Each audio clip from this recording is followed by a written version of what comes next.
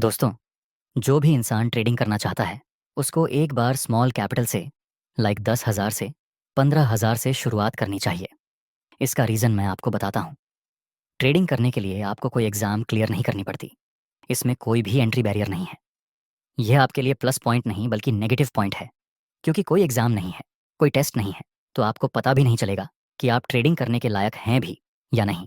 आप ट्रेडिंग से प्रॉफ़िट बना पाएँगे या नहीं। यह चेक करने के लिए आप 10,000 से 15,000 के अमाउंट को हैंडल करिए।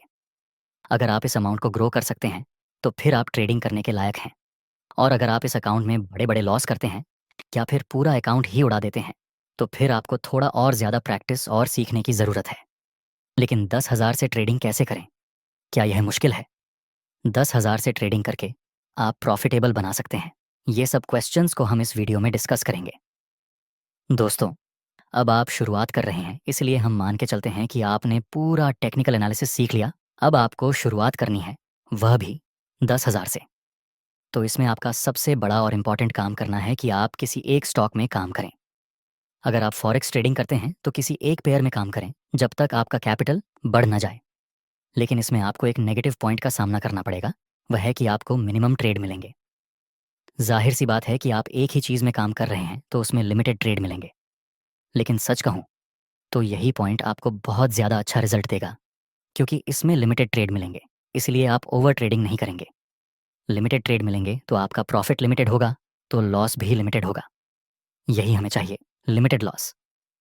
कैपिटल स्मॉल है, इसीलिए हमें ज़रूरत रहेगी कि आप लिमिटेड लॉस के साथ काम करें। प्रॉफ़िट जल्दी हो, ज़्यादा हो, कम हो, हमें उससे मतलब नहीं। हमें मतलब है लिमिटेड लॉस से, दैट्स इट। दूसरा पॉइंट है कि आपको एक फ़िक्स टाइम विंडो सेट करना है। आप चाहे इंडियन मार्केट में काम करें, फॉरेक्स मार्केट में काम करें या फिर क्रिप्टो मार्केट में काम करें, सभी मार्केट में एक फ़िक्स टाइम होता है, जब मार्केट में मूवमेंट आता है। पूरे दिन तक आपको स्क्रीन के सामने बैठने की ज़रूरत नहीं है। आपको उस समय ट्रेड लेना है, जिस वक़्त मार्केट में मूवमेंट आने वाली हो। ट्रेडिंग में आप पैसों को इन्वेस्ट ही करते हैं। आप इन्वेस्टर हो, चाहे कम टाइम के लिए इन्वेस्ट करते हो। अगर आप इन्वेस्टर होकर पूरा दिन स्क्रीन के सामने बिताते हैं, तो फिर जो लोग जॉब करते हैं, उनमें और इन्वेस्टर में क्या फ़र्क रहेगा? अपना टाइम विंडो फिक्स करिए और बाकी बचे हुए टाइम में आप अपना दूसरा काम कीजिए। आप सोचेंगे कि दूसरा काम करने की क्या ज़रूरत है? ज़रूरत है दोस्तों। ट्रेडिंग के लिए आपको पैसों की सख्त ज़रूरत पड़ेगी। स्किल और मनी के बिना आप ट्रेडिंग नहीं कर पाएंगे। अपने स्किल्स सीख लिए, लेकिन इन्वेस्ट करने के लिए आप पैसा कहाँ से लाएंगे? इसलिए आप खाली समय में कोई भी दूसरा काम कीजिए। फ्रीलांसिंग, एडिटिंग, स्क्रिप्ट राइटिंग या फिर कोई भी जॉब। कुछ ऐसा ज़रूर कीजिए जहाँ से आपको एक एक्स्ट्रा सोर्स ऑफ इनकम मिले। दूसरा पॉइंट दोस्तों, अब आपने 10,000 से ट्रेडिंग शुरू कर दी। आप ध्यान से ट्रेडिंग भी कर रहे हैं। इसके साथ साथ आपको हर रोज़ अपनी स्किल को पॉलिश भी करना है। हर रोज़ प्रैक्टिस करनी है। आप अलग-अलग स्टॉक्स को देख सकते हैं, उसमें अपनी स्ट्रैटेजी को अप्लाई कर सकते हैं। आपने टेक्निकल एनालिसिस में कितनी महारत हासिल की है? प्रैक्टिस का ये काम हर रोज़ होना चाहिए। 50 से 60 चार्ट, 150 चार्ट। हर रोज़ देखिए, इससे क्या होगा? इससे होगा ये कि आपके डिसीजन लेने की स्किल बेस्ट हो जाएगी। मान लीजिए कि आप दिन के सिर्फ 50 चार्ट देखते हैं, तो 1 साल तक आप 18,250 चार्ट का एनालिसिस कर लेंगे। क्या आपको लगता है कि आप 18,250 को बारीकी से एनालिसिस करने के बाद लॉस करेंगे? हो ही नहीं सकता। लेकिन दोस्तों, ऐसा भी नहीं होना चाहिए कि आपने सिर्फ देखने के लिए 50 से 60 देखे। इस तरह से नहीं। आपने एक ग्राफ ओपन किया, उसमें एनालिसिस किया। दूसरा ग्राफ ओपन किया, उसमें एनालिसिस किया। तीसरा ग्राफ ओपन किया, एनालिसिस किया। इस तरह से प्रैक्टिस करनी है।